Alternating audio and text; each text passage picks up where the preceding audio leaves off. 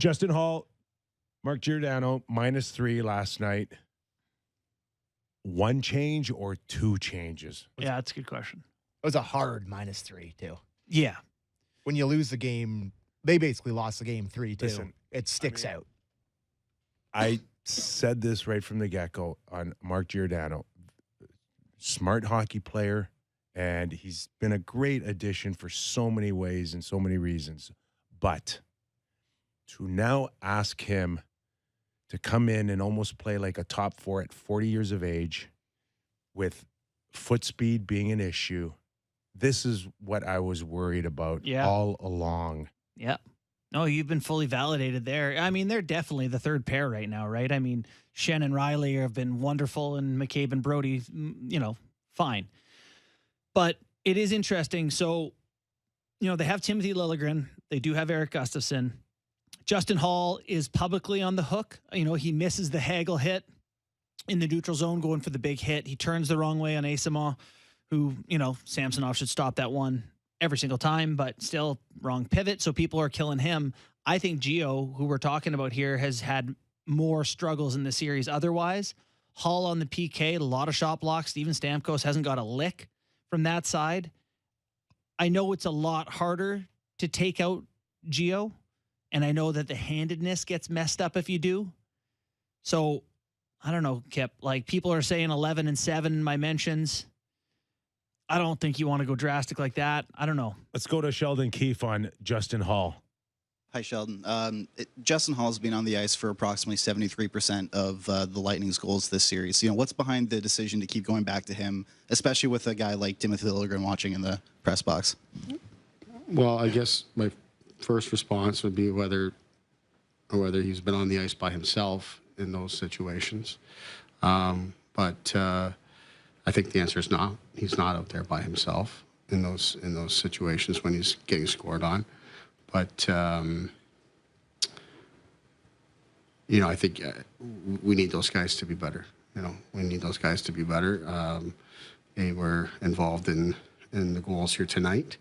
So I guess that's really all I would say. But at the same time, they've also done a good job for us at different times in this series. I don't love the way that some of it's been portrayed because, he's been on for 14 of 21 goals, which is 67%.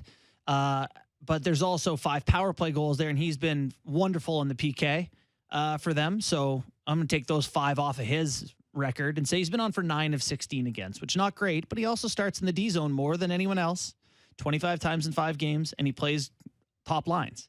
So it's not as lopsided as the numbers look.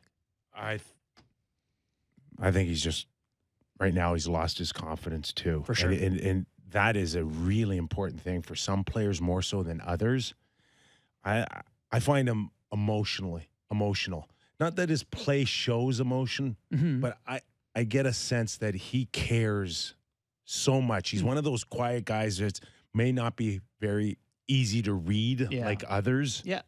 And it's more kind of, he keeps it really close and really tight. His career's on the hook. He's a UFA. He's 29. I do see him right now having this battle of believing that he can do things out there. Yeah. And like the miss on Hagel, right? That's a bad miss. It's only recently, though, Kip, that he started trying to throw those big hits. Don't you agree? Like, since the deadline, he started looking for them. And then they've asked him to. That they've called him in and said, you're a big guy. Yeah. Start playing big. Yeah.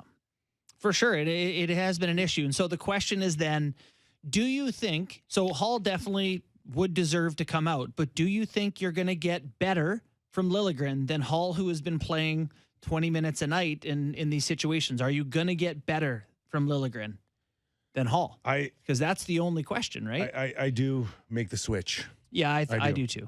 Right? I need a little bit of instilled energy. And Gio stay in? Gustafsson is below average defender. I'll sooner take But he breaks it out. Mark Giordano Yeah. being in the right place to block a shot.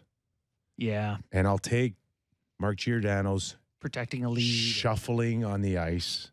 Like, he shuffles. Yeah. He's not a skater. Nice. Right? Not at this point. So I'd sooner still have his IQ out there for at least being in on the right side of the puck than taking my chances on Gustafsson. And I get it, he can skate a puck out, but when he doesn't skate a puck out, You can't have the big mistake. I don't trust him. Yeah.